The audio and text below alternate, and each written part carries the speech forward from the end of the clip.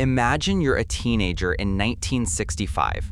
Your older friend, the cool guy in town, the one with the fast car and the rebellious attitude, takes you out into the dark Arizona desert. He says he wants to show you a secret. You walk out into the brush and he points to a shallow grave. He didn't bring you here to kill you, he brought you here to brag. And the most terrifying part, you go back to school the next day and you tell absolutely no one. Welcome back to Stories with Dr. Yuri.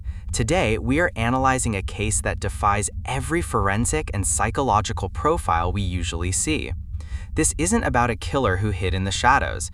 This is about a killer who hid in plain sight, using his victims as trophies to impress high schoolers. Meet Charles Schmid.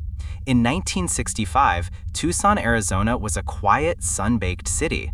Schmid was 26 years old, but he didn't hang out with adults. He spent his time cruising the Speedway Boulevard Strip, grooming the local teenagers. And his appearance? It was a calculated, bizarre manipulation of reality. He wore heavy pancake makeup to pale his skin. He painted on a fake beauty mark. He dyed his hair pitch black. He stuffed crushed tin cans and rags into his cowboy boots to make himself 3 inches taller. To an adult, he looked like a joke. But to restless, bored teenagers looking for rebellion, he was mesmerizing. They called him the Pied Piper. But what these kids didn't realize was that his charisma was a trap. In May 1964, Schmid committed his first murder, 15-year-old Aline Rowe, but he didn't do it alone. He manipulated 2 of his teenage followers into helping him, turning the murder into a twisted initiation rite.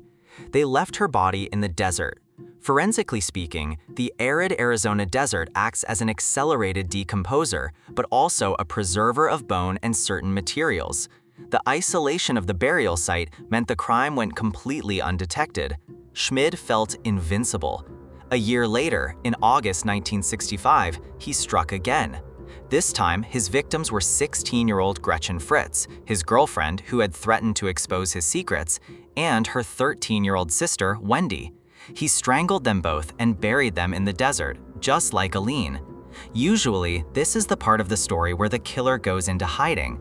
They sanitize the crime scene. They create an alibi. Charles Schmid did the exact opposite. The twist of this case isn't a surprise suspect or a piece of shock DNA evidence. The twist is the complete, terrifying power of psychological manipulation. Schmid wanted clout. He wanted his teenage disciples to fear and respect him, so he told his friend Richard Bruns what he had done. When Bruns didn't believe him, Schmid didn't back down. He drove Bruns out to the desert. He led him through the brush and showed him the decomposing bodies of the Fritz sisters. You would think the next step is a 911 call, but it wasn't. Schmid's psychological hold was so absolute, so cult-like, that Bruns kept his mouth shut. In fact, Schmid showed the bodies to multiple teenagers. It became a dark, open secret among the youth of Tucson. They were terrified of him, yet completely under his spell. But carrying the weight of a double homicide eventually breaks the human psyche.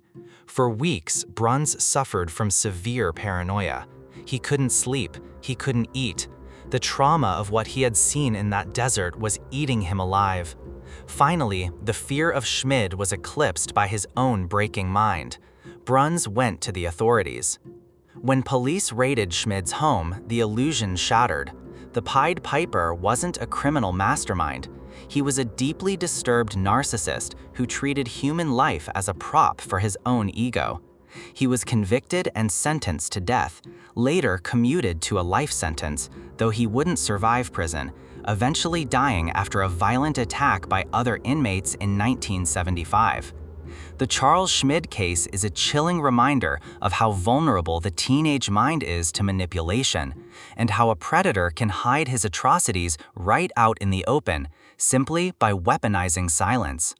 If you found this forensic and psychological deep dive fascinating, make sure to hit that like button, subscribe, and ring the bell so you never miss a case. What do you think is the most terrifying part of this case? Let me know down in the comments. Until next time, stay curious and stay safe. This is Dr. Yuri signing off.